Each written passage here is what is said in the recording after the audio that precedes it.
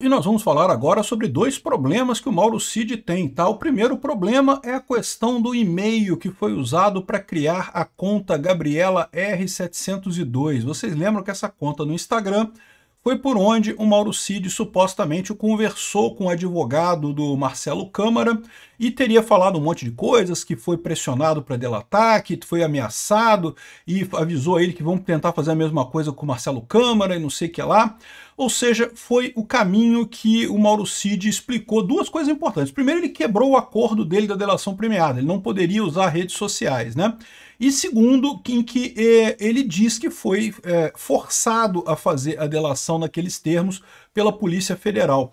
Então, no final das contas, essa é a situação. Como eu falo para vocês, ficou confirmado agora que a conta Gabriela R702 não era da esposa dele, era dele, porque foi criada com o e-mail dele em janeiro de 2024, exatamente na época que o advogado disse que tinha sido contactado pelo Mauro Cid e depois da delação dele ter sido homologada, que aconteceu em setembro de 2023. Então isso daqui vai anular a delação do Mauro Cid, mas como isso daqui é um descumprimento da parte dele, o Alexandre de Moraes pode preservar as provas e não dar o benefício para ele. Então isso não vai anular tudo. Agora, o fato dele ter descrito nessas mensagens, da gente ter confirmação de que essas mensagens são verdadeiras, e ele disse que foi forçado a fazer a delação, que ele foi ameaçado e que os policiais já tinham isso tudo escrito, isso anula a delação, né? Agora, além disso, também teve mais problema. Acabou de acontecer a acariação entre Mauro Cid e Braga Neto no STF. Infelizmente, a sessão não foi gravada, não foi distribuída e não vai ser, tá? Pelo menos é o que estão dizendo por aqui. E agora, a gente tem a informação do advogado do Braga Neto, que diz que o Mauro Cid se contradisse em 3 pontos da delação e várias vezes foi acusado de ser mentiroso e não respondeu nada ao coronel Braga Neto. Ou seja, a delação do Mauro Cid, as provas que o Mauro Cid trouxe são realmente muito frágeis, né? Lembrando que a ligação do Mauro Cid com o Braga Neto é que supostamente o Braga Neto teria dado dinheiro para alguns auxiliares, alguns tenentes que estavam junto com o Mauro Cid. Vamos entender esse caso aqui. Essa notícia foi sugerida por Pichuleco para os Cupinchas, Peter não responde mensagens e várias outras pessoas. Obrigado aí ao pessoal que sugeriu notícias lá no nosso site, no visãolibertaria.com, e obrigado a você que está assistindo o nosso vídeo. Se você gosta do nosso conteúdo, por favor, deixe o seu like e se inscreva aqui no canal, né? Pois bem, vamos começar falando da questão do e-mail do Mauro Cid, porque tem uma discussão muito grande nisso daqui, tá? É uma discussão jurídica, inclusive, a gente não sabe muito bem. Porque o que acontece? A delação premiada, ela é feita da seguinte forma: o réu colaborador decide contar provas para, né, a investigação e, em troca disso, ele vai ganhar algumas vantagens, né? Mas ele tem outras condições também, são estabelecidas uma série de condições nessa delação premiada. Uma dessas condições era justamente que ele não teria contato com outros réus do mesmo caso e também não usaria redes sociais. Agora, o fato é o seguinte: essas determinações são absurdas, tá? Porque não usar rede social, que sentido tem isso? Qual a lógica disso no final das contas, né? De qualquer forma, ele descumpriu essas regras. As regras são absurdas, mas o fato é que o descumprimento das regras acaba corrompendo a delação, né? Os advogados pediram a anulação da delação com base meramente na divulgação dessa delação. Isso de fato aconteceu, a gente tem a prova disso agora.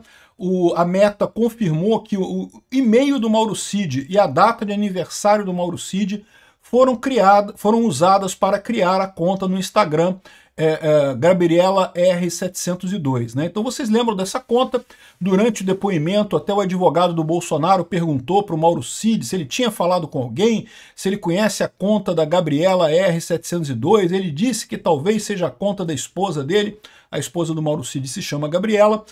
Mas, aparentemente, essa conta foi criada em 2024 e foi criada com o e-mail do Mauro Cid. Então, ou seja, embora o nome que apareça para fora seja o nome da mulher do Mauro Cid, foi criada pelo Mauro Cid, tá mais do que claro isso daí, né? A gente já sabia, com o conteúdo das mensagens que foram trocadas ali, tinha a imagem do Mauro Cid, coisa e tal, então assim, estava mais do que claro, mas agora ficou cristalinamente claro que sim, essa conta é do Mauro Cid, e ele usou essa conta para se comunicar com o mundo exterior, né?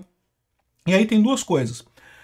Como eu falei para vocês, o acordo, a delação do Mauro Cid com esse vazamento aqui, ele deixa de ser válido. Então o Mauro Cid vai perder o benefício da delação dele. E aí qual que é o problema no final das contas? O problema no final das contas é que as provas podem ser aproveitadas, isso é verdade, mas o Mauro Cid não receber a delação. Existe gente, inclusive, que está apostando que o Alexandre de Moraes vai deixar isso para o último dia. No dia da sentença, ele vai falar: ó, o Mauro Cid vai ser condenado a 40 anos de cadeia, igual aos outros todos, porque perdeu os benefícios da delação premiada. Só que eu acho que alguém tem que falar para o Mauro Cid que isso vai acontecer, tá? Ele já perdeu os benefícios, ele não vai ter mais os benefícios da delação premiada dele. Aí, então, o que ele pode fazer neste momento é falar a verdade, é botar a boca no trombone, falar: não teve porra nenhuma disso aí mesmo, fui forçado a fazer a delação, e tudo que eu falei é mentira, e pronto. Já que ele vai perder os benefícios da delação premiada mesmo, pronto, abre a boca e fala a coisa toda e resolve esse problema, acaba com esse problema. Por quê? Porque a única coisa que eles têm nesse caso, desse processo do, entre aspas, golpe do Alexandre de Moraes, é justamente a delação do Mauro Cid. Ela que está na raiz de tudo. Todo o resto é mera conjectura. Ah, mas acharam um documento no celular mandado por... Pô, o documento foi mandado por alguém, não tem nenhuma lógica aquilo ali, né? Ah, mas o pessoal confirmou que teve uma reunião. Mais ou menos, né? O pessoal falou que teve várias reuniões e coisa e tal, com discussões diferentes. Ninguém disse que teve essa reunião que o Mauro Cid falou, que estaria o Felipe Martins e não sei o que lá. Um monte de ponta solta nessa história que não faz sentido nenhum, né? Então o Mauro Cid, sabendo agora, por que o Alexandre de Moraes ainda não anulou os benefícios para ele? Porque ele teme isso. O Alexandre de Moraes tem medo que o Mauro Cid agora fale: quer saber, já que a minha delação não vale mais nada mesmo, então eu vou falar a verdade. Pronto, e chama uma coletiva de imprensa e fala mesmo, e bate a boca no trombone, fala a coisa toda, e pronto, acabou o assunto, né? Seria uma forma de acabar com essa coisa toda, né? Como eu disse para vocês, o mero fato dele ter descumprido a delação não quer dizer que a delação será toda anulada, inclusive as provas obtidas a partir dessa delação. Os benefícios podem ser anulados, mas as provas não necessariamente, né? E certamente o Alexandre de Moraes vai fazer isso. E por que ele ainda não prendeu de novo o Mauro Cid, ainda não anulou os benefícios? Porque ele tem medo que o Mauro Cid faça isso que eu estou falando para vocês, que o Mauro Cid, sabendo agora que não vai ter mais benefício nenhum de delação nenhuma, ele vai para a imprensa e fale, e pronto, vai na internet e fala tudo mesmo, e fala a verdade, e pronto, e acabou a história, né? Bom, mas não é só isso não, tá? Hoje acabou de acabar, poucas horas atrás aí, acabou a delação, desculpa, a acareação entre o Mauro Cid e o Braga Neto, né? O que é uma acareação?